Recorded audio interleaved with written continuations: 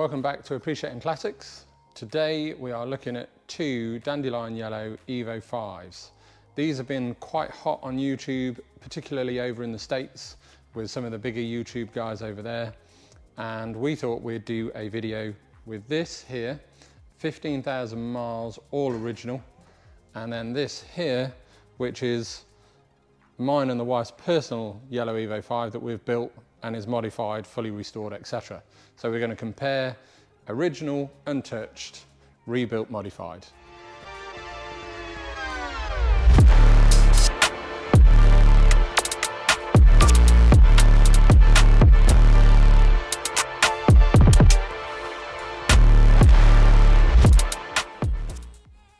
So, as I mentioned, Yellow Evo 5s seem to be very, very popular, particularly with some of the bigger American YouTube guys, stars, whatever you want to refer to them as. So there's Adam LZ, and there's Vin, and who was the other one, Gav? TJ Hunt. And I mean, I've spent time watching all of their videos, and we get asked for good Yellow Evo 5s really regularly, but they're very, very hard to find.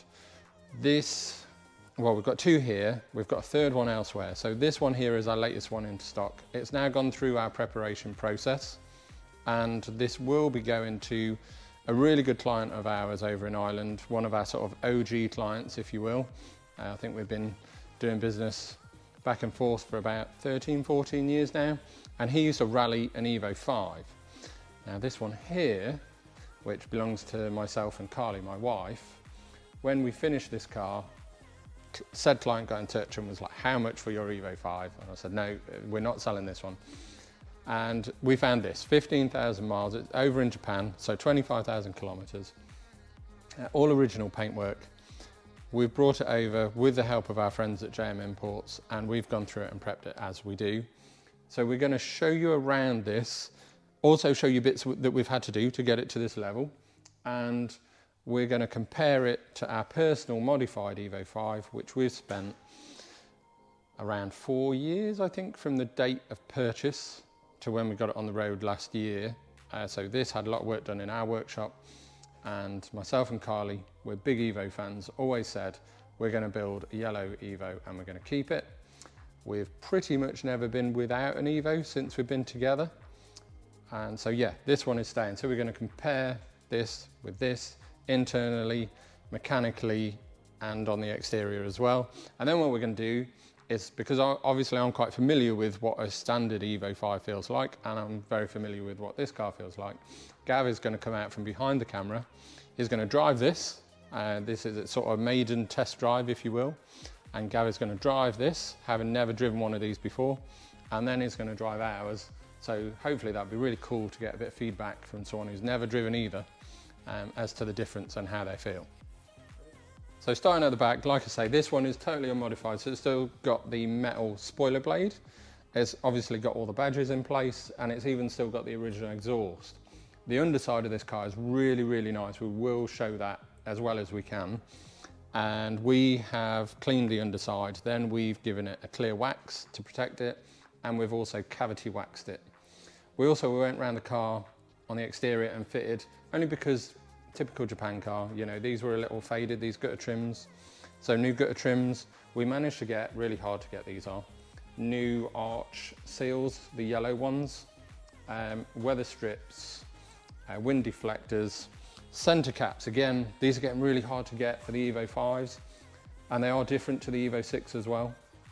So all new center caps, genuine ones, new Michelin Pilot Sport tyres, and then if we walk around to the front, round here, we have done new scuttle panel, new wiper arms, new scuttle panel caps and clips, new wiper arm caps, and I think that is about it. It's obviously been fully machine polished as well as part of the prep.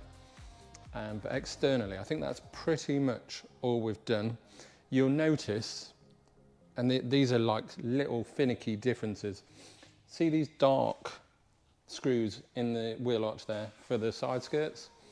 So they should be dark from factory. They're the originals. If you look at the ones on ours, that's how they now come from Mitsubishi.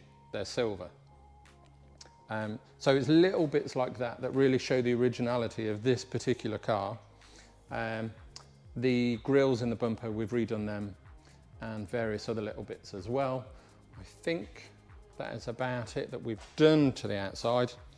Another finicky thing, which I did just forget to mention. So back to the wheels, these are unrefurbished. So these are the original wheels.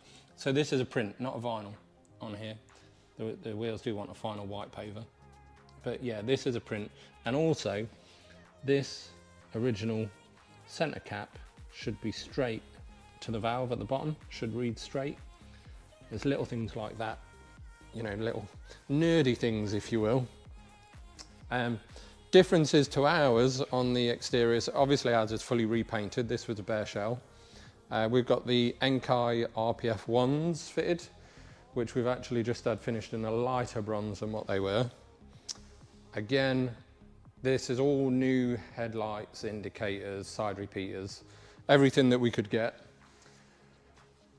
And again, new scuttle panel, wiper arms, gutter trims, weather strips. In terms of modifications externally, again, we got the new arch seals. We got a carbon fibre spoiler blade, carbon fibre knacker duct on the bonnet, all new badges. You now can't get the new badges for these, which is a bit of a nightmare. But we kept it fairly subtle on the outside. The idea was to be sort of OE++, so just a couple of little carbon bits, but make it look really fresh. So yeah, externally not too much. I guess the brakes are a bit of a giveaway, and the big intercooler. Again, little finicky bits, the Enkai centre caps that we had done in yellow to match the car. So yeah, just bits and bobs really to set it apart from a standard car, but we didn't want to take it too far away from a standard car. You know, we did think about canards and all this sort of stuff, but we wanted to keep it real sort of subtle. So same again inside, all original in terms of steering wheel, gear knob. You know, the condition of these, we'll get a little bit of B-roll. The condition, the gear knob, steering wheel, etc. Really, really nice. All the switch gear is lovely. We fitted this, so it had typical Japanese stereo. We fitted a very 90s head unit. These, I believe, were actually an option for the Tommy Macs, the UK ones. So yeah, we got the flip out Kenwood, which I love. And then, you know, unused cigarette lighter, all that type of stuff. Original seats, original floor mats, which are very, very hard to get for an Evo 5. All the dash, all the glove box area, center console, again, all in lovely condition. It's just, you know, as you'd want it to be for a really nice original example. And it is a sunroof model as well, so it's got the electric sunroof. We'll show you the rear seats because they're also really, really nice. But yeah, otherwise it's just as you'd hope, really.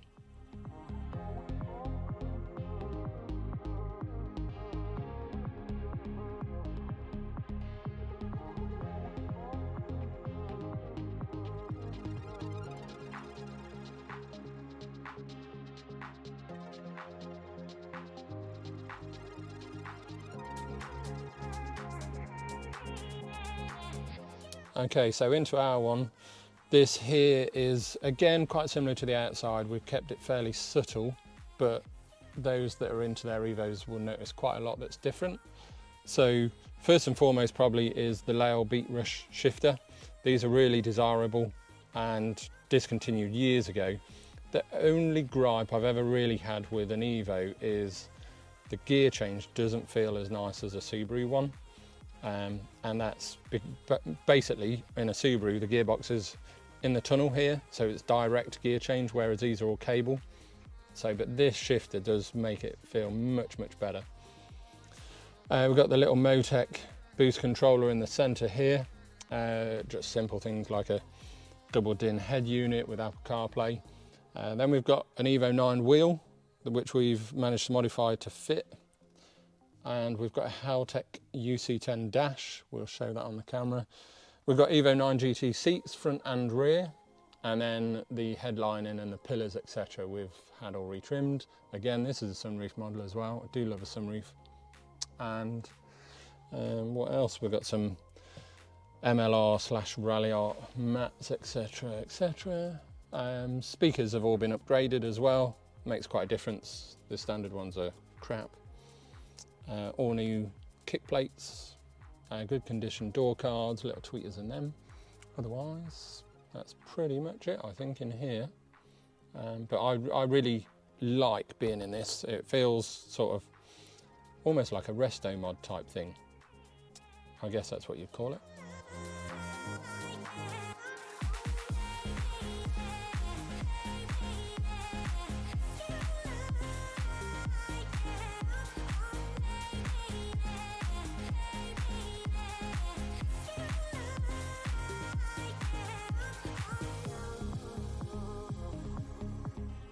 Okay, as promised, we got the dash here to show you. So this is a Haltech UC10 dash, and it's an Imaco Motorsport surround.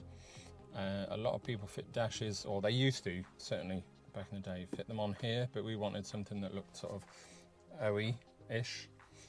So yeah, we settled for the Haltech UC10. We were looking at the smaller one, but then they released the UC10, so we went for that. This screen here is what they refer to as a triple hero, and then you've got double hero here. We've also got a couple of custom screens, so we've got an Evo 9 screen here.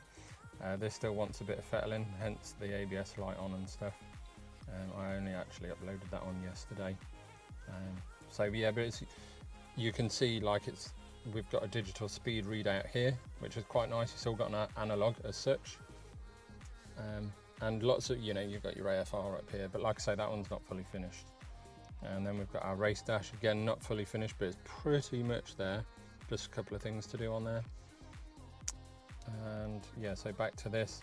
You can change all of these readouts, you can change all the colors of everything, you can change what each dial does.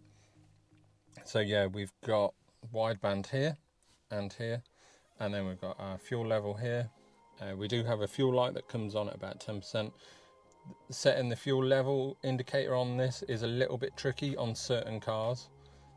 We've got oil temp, oil pressure, obviously our mileage, speed and rev counter, and then we've got here our speedo, gear indicator, battery voltage, coolant temp, fuel pressure. Like I said, you can do so much with these. They are really good. The only gripe I have is they take a little while to power up, but that's being a bit fussy, really.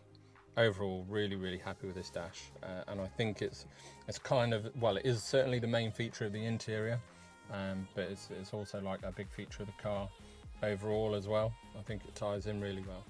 Okay, so this is where the biggest difference is between the two cars, and that's engine. This is obviously the original engine. And a bit like we have with the outside, we've done a few bits like a new plug cover, because the silver always wears off, and new heat shields, top and bottom, because they always fade, and you get lots of water coming through and just sit on there when you clean them. So they tarnish quite badly. And a new bonnet liner, for the same reason as this really. When they get washed, this all starts to sort of distort. But really nice, again, original engine bay, untouched. All the sort of zinc plated parts are still nice and fresh looking. Fan shroud, etc., all just still in lovely condition. All the original pipework, original airbox with the original air feed. Yeah, just a really nice original example. So yeah, ours is very different. This isn't the original engine. This is now a Strokered 2.3 with billet crank, jung cams. It's an Owens turbo kit, JMF inlet manifold. We've got an electronic throttle body. All the boost pipes were from Ross Sport, and then we've done them like a black crinkle finish. Radiant fuel rail. Obviously it's got a much bigger fuel pump. That's all in a custom cradle in the tank. We didn't want a pump and swirl pot in the boot. We wanted to keep a boot so we can actually use a car and go on road trips and things.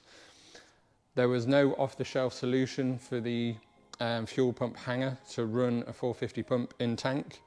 So Gary over at APT, who built this engine and mapped it, he made a custom fuel hanger or fuel pump hanger. We fitted it, we got it all sorted, and then Radium released an off-the-shelf solution for Evo 5 and 6. But that's sod's law, isn't it? So like I say, the engine was built by Gary, it was mapped by Gary, it's on a Motec, and it did 480 on low boost, which is 1 bar, and then 626 high boost, which is 2 bar. So not really pushing it crazy, you know, there's not crazy amounts of boost going on. And our key for this was to keep it drivable. So hopefully when Gav drives the standard one and then this, he'll agree it's still nice and drivable. We can look at a few little details, again, the nerdy sort of finicky bits. You'll notice in the inner wing here, there's no battery, etc., which is quite commonplace. People move the battery from here into the boot, or they'll move it from here to here. When we stripped this all out and took it all back to metal before it was painted, we went round any holes, brackets, etc. that weren't going to be needed, we got rid of. So the idea was OEM++, so it needs to look like almost this could have been made this way.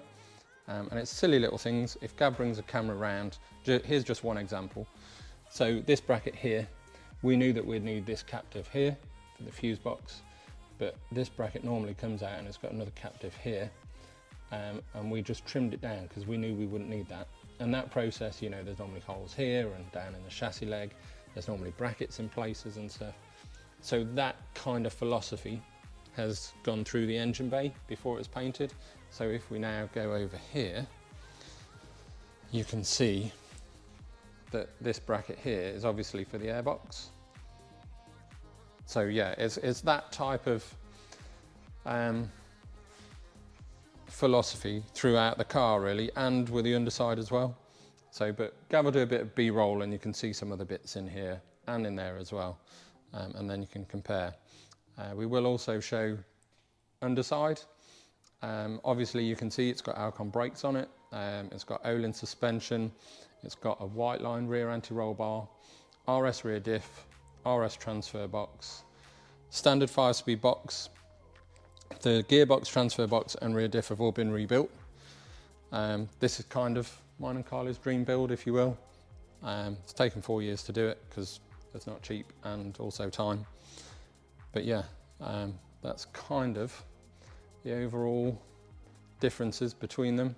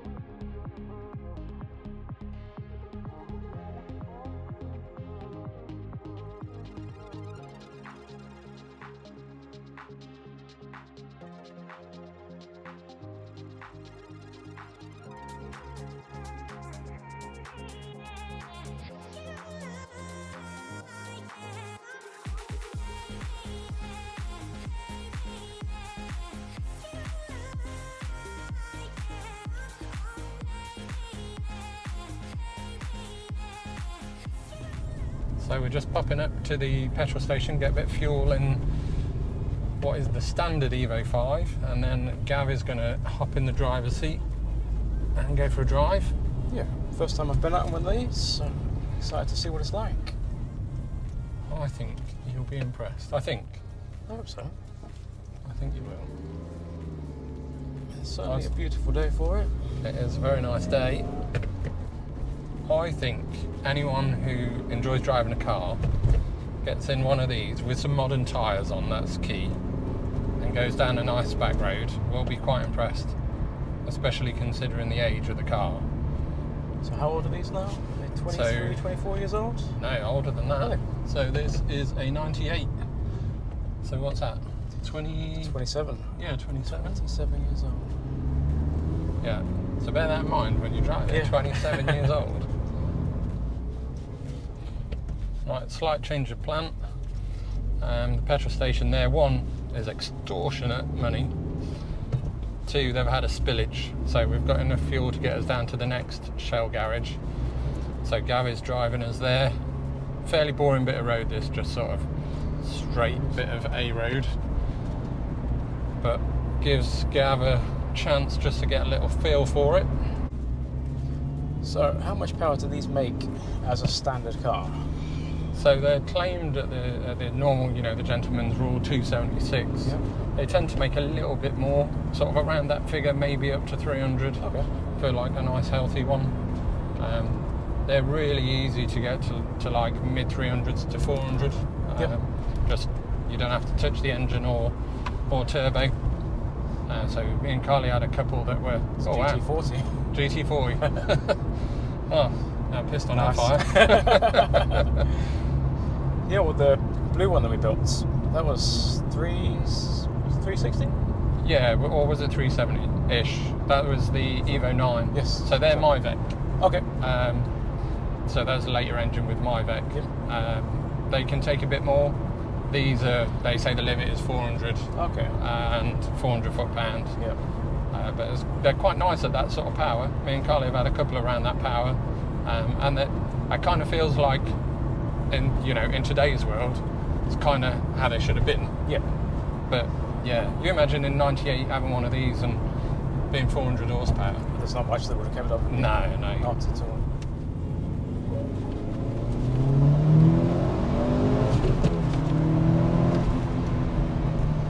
It's pretty quick. It's not bad, is it? No. For a completely And stock that's car. not flat out. Yeah. Yeah. That's impressive. Yeah, Like you they say, do go in well. 1998. Yeah. Even standard, this Yeah. would have been rapid. Yeah.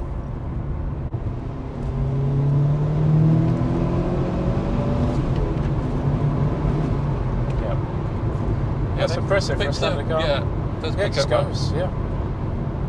Yeah, they're not laggy or anything. No. And it doesn't sound like it's struggling. There's no. No. It's not taxing the engine at all, is it? No.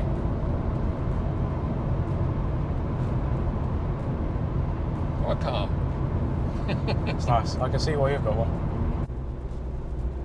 So we're now heading out onto a B road, my favourite stretch of road this. It's a wicked bit of road. I don't think you really know it that well though, do you? Not particularly well. No. I've been down it a few times, but most of the times it's in the little van, which with a 1.5 diesel isn't too exciting. I remember chasing Carly, my wife. I was in, I can't remember which way round it was. I was in our old 205 GTI, which had an MI16 engine built on Yeah. carbs, cammed, and she was in a Corsa VXR. And we'd been to Yarmouth to the seafront on a Sunday night, and heading home, we got onto this road heading this way. Yeah. And I thought, right, bye-bye, in the 205, which was stripped out, track car, 2 seats. And for the length of this road, all I could see behind me was a white Corsa VXR on my bumper. And she was on my bumper all the way. I remember we got home and I said to her, I thought I was going to leave you down there. And she was like, I know you thought you were going to leave me down there. What do you think?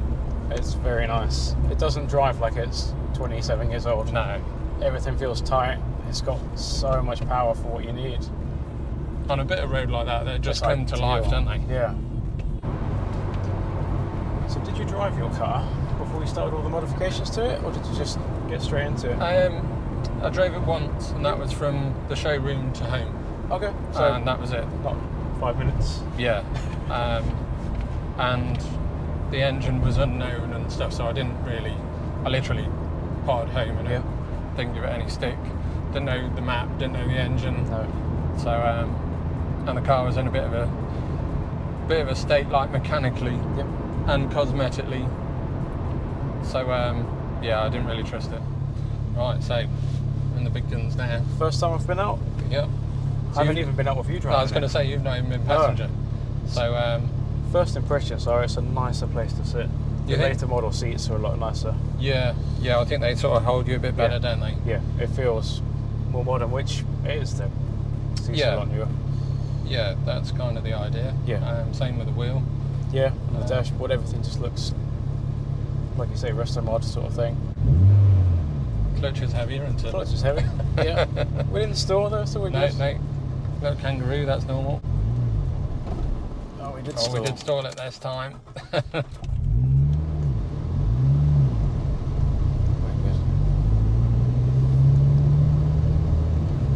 So it's a XCD Extreme twin plate. Okay. It's about the nicest feeling twin plate you can get for an Evo that's running any sort of decent power. But it does take a bit getting used to.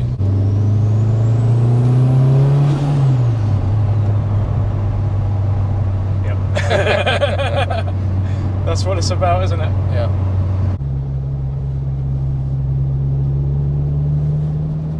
Go on, give it third and fourth.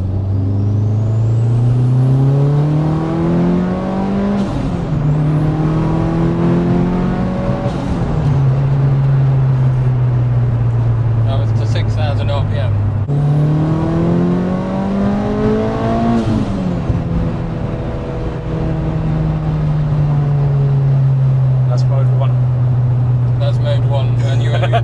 You still only went 7. Yeah. So just so this is on the record, this is your car, which is why I'm a little bit hesitant. Yeah. Okay.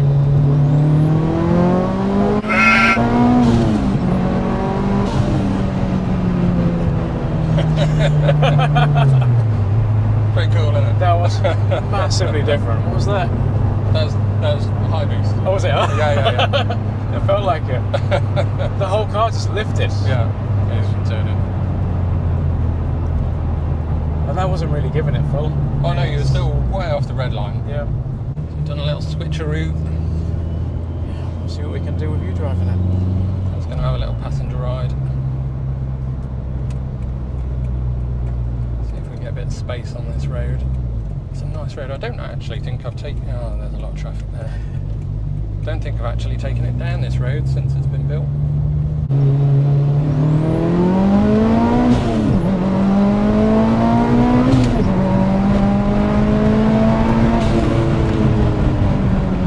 The only other thing that I've driven that is a similar sort of experience was the Midnight Purple 33. Okay, yeah. From a whole like visceral noise, vibration, feeling, everything like that. That's quite similar power as well, wasn't it?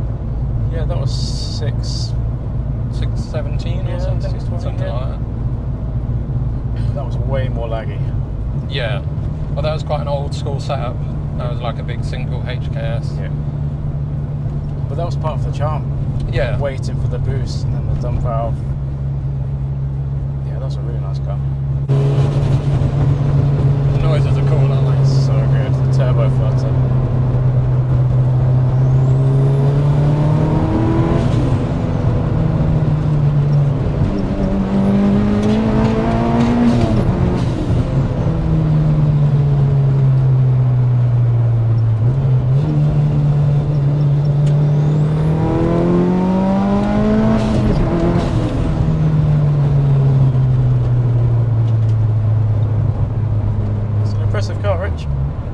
You can see, like, if you were to have a bit of clear road, which we haven't got, and actually stay on it, just how ridiculous that is down a B road.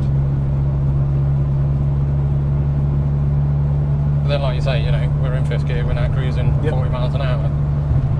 It just feels normal. Like a normal car. Yeah, I do like this car.